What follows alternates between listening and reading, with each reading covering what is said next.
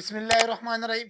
तो आज हमारे पास जो है ना डिटरमिनेंट रिलेटेड न्यू टॉपिक इसका जो है ना वो हमारे पास सिंगुलर मैट्रिक्स की क्या चीज़ है। यानी फर्स्ट हम इसलिए डिफिनेशन कर रहे हैं कि आप लोगों को बाद में अगर हम इस पे क्वेश्चन करते तो आप लोगों को कोई प्रॉब्लम ना हो, क्योंकि बाज़ ऐसे केस होते हैं उसमें सिर्फ नाम लेते और लोगों को पता नहीं कि सिंगुलर क्या चीज़ है, नॉन सिंगुलर क्या चीज़ है, कोफैक्टर क्या चीज़ है, माइनर क्या चीज़ है। तो इसमें उनको मतलब मुश्किलात आगे सामने आते हैं ना। तो इसलिए मैं कह रहा हूँ कि आप लोगों को स्टेप बाय स्टेप में डेफिनेशन के साथ उसका एग्जांपल भी करो, डेफिनेशन भी बता दूँ, तो आप लोगों का क्वेश्चन में कोई प्रॉब्लम ना हो। तो मेरे पास अभी जो है ना सिंगुलर मैट्रिक्स क्या चीज़ है। देखो इसकी डेफिनेशन फर्स्ट हम जानते हैं, singular matrix having determinant is zero. अगर इसका हम डिटरमिनेंट निकाले तो हमारे पास जीरो आ जाए तो उसको हम सिंगुलर मैट्रिक्स कहते हैं। सही है। और ये ऑलवेज हमारे पास स्क्वायर मैट्रिक्स होगा, या तो 2 by 2 होगा या 3 by 3 होगा। ये हमारे पास हमेशा यही होगा, ठीक सही है, यानी स्क्वायर होगा। इस पे जो है ना मेरे पास ये एग्जांपल, इसको मैं कैसे सॉल्व करूं। मेरे पास ये क्लियर का है कि 2 4 और 1 2 इसका डिटरमिनेंट निकाले, अगर वो जीरो आएगी तो हमारे पास सिंगुलर मैट्रिक्स होगा। तो ऐसे काम मैं करूंगा, फर्स्ट में इसको मैं डिटरमिनेंट फॉर्म में लिखूंगा। डिटरमिनेंट फॉर्म मतलब इसमें मैंने ऑलरेडी एक वीडियो बनाया है, उसके लिंक जो है ना मैं इस वीडियो के नीचे दे दूंगा। सही है, उसको फर्स्ट आप चेक कर, फिर उसके बाद इसको देखें। इधर मेरे पास ये है ना वन मैन लिख लिया, फिर इधर 4 है और इधर मैं 2 लिखूंगा। अभी मैं ऐसे काम करूंगा, इन दोनों को आपस में मल्टीप्लाई करूंगा। इन 2 मल्टीप्लाई बाई 2, ये मेरे पास 4 हो गया, और इस तरह बीच में हमेशा माइनस होगा। और 1 मल्टीप्लाई बाई 4, मेरे पास इधर मैं 4 लिखूंगा, यानी 1 मल्टीप्लाई बाई 4 जो 4 होता है। इसका आंसर मेरे पास क्या हो गया, ये दोनों आपस में कट हो गया, इधर इसका आंसर जीरो हो गया। तो ये मेरे पास शो हो गया कि डिटर्मिनेंट इसका क्या गया, जीरो आ गया। तो ये मेरे पास क्या शो करेगा, सिंगुलर मैट्रिक्स शो करेगा। फिर उसके बाद मेरे पास जो है नेक्स्ट नॉन सिंगुलर मैट्रिक्स क्या चीज है। इसका मतलब ये कि अगर इसका डिटर्मिनेंट निकाले और वो मेरे पास ना जीरो यानी जीरो ना आए। देखो डिफिनेशन ये, a matrix having determinant is non-zero, it is का नॉन सिंगुलर मैट्रिक्स, ये ऑलवेज इज स्क्वायर मैट्रिक्स में होगा। मेरे पास ये इक्वेशन को मैं ऐसे काम करूंगा, फर्स्ट डिटर्मिनेंट फॉर्म में लिखूंगा, यानी 3 2 और इधर मैं 1 लिखूंगा और इधर 4 हो गया। अभी मैं ऐसे काम करूंगा कि इन दोनों का आपस में मल्टीप्लाई करूंगा, जस्ट मल्टीप्लीकेशन है। 3 4 12 हो गया, मैं इधर 12 लिखूंगा, और इधर मेरे पास जो है ना 1 मल्टीप्लाई बाई 2, बीच में माइनस, इधर 2 आ गया। इधर आप ये देखो, ये मेरे पास इसका आंसर आ गया 10। यानी मुझे शो हो गया कि 10 जो है ना ये नॉट इक्वल टू जीरो, यानी जीरो की बराबर नहीं है। और इधर मेरे पास क्या था, जीरो इक्वल टू जीरो। तो ये मेरे पास सिंगुलर है और ये नॉन सिंगुलर है। सही। नेक्स्ट मेरे पास जो है ना एडजॉइंट ऑफ मैट्रिक्स क्या चीज है। एडजॉइंट ऑफ मैट्रिक्स देखो, इसमें जो है ना square matrix having the transpose of a cofactor at interchanging row and column. इसका मतलब ये है कि हम एडजॉइंट हमेशा इंटरचेंजिंग करेंगे, यानी कॉलम और रो के इंटरचेंजिंग करेंगे। यानी रो को हम कॉलम में कन्वर्ट करेंगे और कॉलम को हम रो में कन्वर्ट करेंगे। तो इसको हम कहते हैं कि एडजॉइंट ऑफ मैट्रिक्स। सही है। और ये हमेशा मेरे पास रिप्रेजेंट होगा ए टू द पावर टी, इस पर रिप्रेजेंट होता है। फर्स्ट मैं इस क्वेश्चन को करता हूँ, देखो ऐसे मैं काम करूंगा। ये जो मेरे पास लिखा 1 2 3 4, इसको मैं इसी तरीके, ये स्क्वायर मैट्रिक्स में हमेशा के लिए होगा। सही है। इधर मैं लिखूंगा जो है ना मेरे पास 1 है, मेन ट्रायंगल में जो एलिमेंट्स लिखे हैं ना ये अपनी जगह चेंज करेंगे, यानी इधर 4 ऊपर चला जाएगा और 1 नीचे आ जाएगा। सही। और मेन ट्रायंगल के ऊपर और नीचे जो नंबर्स लिखे, इसको मैं ऐसे कहूंगा, इसकी सिंबल चेंज होगी, जस्ट सिंबल चेंज करूंगा। इधर मेरे पास 2 है, 2 में लिखूंगा -2 लिखूंगा, और इधर मेरे पास +3 है तो मैं -3 लिखूंगा। ये मेरे पास क्या हो गया, एडजॉइंट ऑफ मैट्रिक्स हो गया। सही है। इस तरह अगर मेरे पास इस केस में आ जाए कि 3 by 3 हो गए, तो उसको मैं कैसे लिखूंगा। मेरे पास देखो एक 1 1 हो गया, 1 2 हो गया, 1 और 3 हो गया। फिर मैं ऐसे काम करूंगा, मेरे पास नेक्स्ट है कि 2 1 हो गया। सही है। और इधर मेरे पास हो गया कि 2 2 हो गया, और इधर मेरे पास हो गया कि 2 3 हो गया। सही है। अभी मैं इस मैट्रिक्स को जो है ना मैं ऐसे काम करता हूँ कि इसको मैं कन्वर्ट करना चाहता हूँ कि मेरे पास हो जाए कि इसके ट्रांसपोर्ट में लेना चाहता हूँ या एडजॉइंट में लेना चाहता हूँ।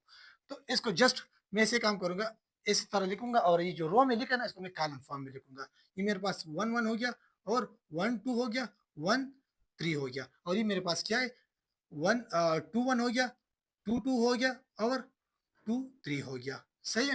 ये मेरे पास इसका मैट्रिक्स हो गया। ये हमेशा स्क्वायर फॉर्म में होगा, जब आप सोल्यूशन फाइंड आउट करेंगे तो स्क्वायर फॉर्म में लाजमी होना चाहिए। इधर मैंने जस्ट एग्जांपल के लिए मैंने किया, इसमें मैं बाद में क्वेश्चन आएंगे उसको मैं step by step her question को हम करेंगे। सही है। अभी मेरे पास नेक्स्ट जो है ना इनवर्स मैट्रिक्स या इन्वर्जन मैट्रिक्स भी इसको हम कहते हैं। इसका मतलब ये है कि वो ये हमेशा स्क्वायर मैट्रिक्स में होगा, और इसका इनवर्स अगर हम ले आइडेंटिटी मैट्रिक्स, इसमें लाजिमी होगा। आइडेंटिटी मैट्रिक्स का मतलब ये है कि मैं लिखूंगा कि ए मेरे पास बराबर है ए इनवर्स, और ए इनवर्स ई मेरे पास इक्वल आ जाएगा आई, यानी इक्वल टू 1 हो गया। ठीक है, यानी इसका एग्जांपल मैं ले लूं कि मेरे पास एक आंसर ऐसे मैंने 2 मल्टीप्लाई 1 और 2 मल्टीप्लाई बाई 2, ये आपस में कट हो जाएगा। इधर मेरे पास आंसर इसमें क्या आ गया, 1 आंसर आ गया। इसका हमेशा 1 ही आंसर आएगा। और आइडेंटिटी मैट्रिक्स, इसका डिफिनेशन ये है, इस पे मैंने ऑलरेडी वीडियोस बनाए हैं, उस आप लोग इसको देख ले। मगर जस्ट मैं आप लोगों को मेमोराइज करना चाहता हूँ। देखो, आइडेंटिटी मैट्रिक्स वो होता है कि उसकी जो है ना मेन डायंगल में एलिमेंट 1 होगी, 1 की बराबर होगी, और मेन डायंगल की नीचे और ऊपर जितने भी एलिमेंट्स है ना इन गिवन मैट्रिक्स में, वो हमेशा 0 ही होगा। सही है। अभी जो है ना इसका डिफिनेशन आप देखें, a square matrix having inverse given identity matrix when multiply with it is called inverse matrix। सही है। और it is always it represented by इस फॉर्म में रिप्रेजेंट होगा कि ए इनवर्स। सही है। अभी मैं इस पे एक एग्जांपल करता हूँ, अब उसको देख ले। अभी मेरे पास जो नेक्स्ट इसका एग्जांपल हम करते हैं, देखो ऐसे काम करते हैं। इस एग्जांपल से पहले इसको आप जाने, देखो ए इनवर्स जो है ना वो हमारे पास बराबर है 1 divide by A determinant adjoin of ए।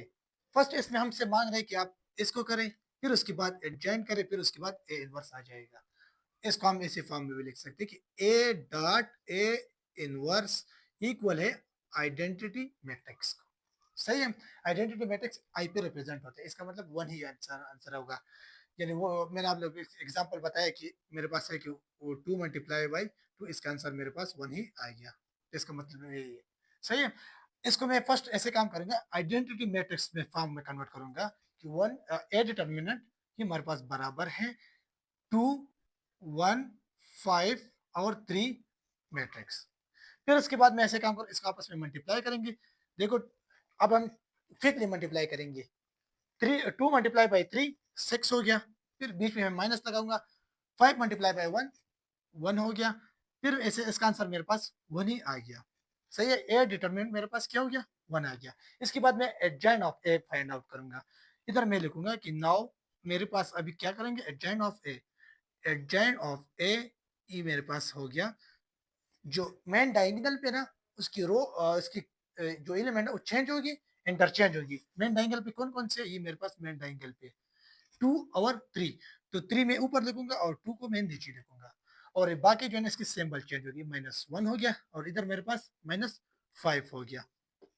फिर इसके बाद मैं ऐसे काम करूंगा। इसके बाद देखो हम ऐसे काम करेंगे कि इसका इनवर्स लेंगे, यानी दोनों तो निकल गए, इसका इनवर्स निकालना है।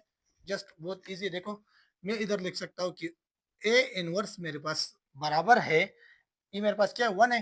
तो इसका हमेशा 1 डिवाइड बाय ए डिटरमिनेंट क्या है, 1 है। 1 मैंने लिख लिया। फिर उसके बाद में एडजॉइंट लिखेंगे। एडजॉइंट मेरे पास कौन सा है, 3 है। 3 में लिखूंगा। फिर 1 है, 1 मैंने लिख लिया। और उसके बाद -5 हो गया, और फिर 2 है, तो मैंने इधर 2 लिख लिया। अभी मैं ये जो 1 है ना, इसको मैं इस फॉर्म में भी लिख सकता हूँ कि 1 डिवाइड बाय 1 मेरे पास आंसर आ गया 1, तो मैं इधर 1 लिखूंगा। सही है। इधर मेरे पास 1 हो गया, ये 3 अपनी जगह हो गया, ये मेरे पास 3 हो गया, और ये इसके इसी तरह ये लास्ट में 2 हो गया। इस 1 को मैं इसके साथ मल्टीप्लाई करूंगा। जस्ट मल्टीप्लाई में कर दो तो मेरे पास यही इसका आंसर आ गया कि 3 -5 और -1 2 ए इनवर्स, मेरे पास इसका आंसर ये आ गया। सही है। इस पे हम बाद में जो है ना हमारे पास जो बीएस में जितने क्वेश्चन होते हैं ना वो 3 बाई 3 पे होते हैं, यानी इसका आंसर मेरे पास इसका जो रो और कॉलम जो है ना वो 3 बाई 3 होगा। उस पे क्वेश्चन हम करेंगे, और नेक्स्ट वीडियो में हम इंशाल्लाह उस पर डिस्कस करेंगे, और इसके साथ साथ और क्वेश्चन भी करेंगे। रो ऑपरेशन हो गया, यानी इकोलॉन फॉर्म हो गया, गास जॉर्डन गास एलिमिनेशन, इन्वर्जन मैट्रिक्स, इसके रिलेटेड और भी क्वेश्चन हम करेंगे। तो अभी तक इतना ही काफ़ी है। मिलते हैं नेक्स्ट वीडियो में। Thank you.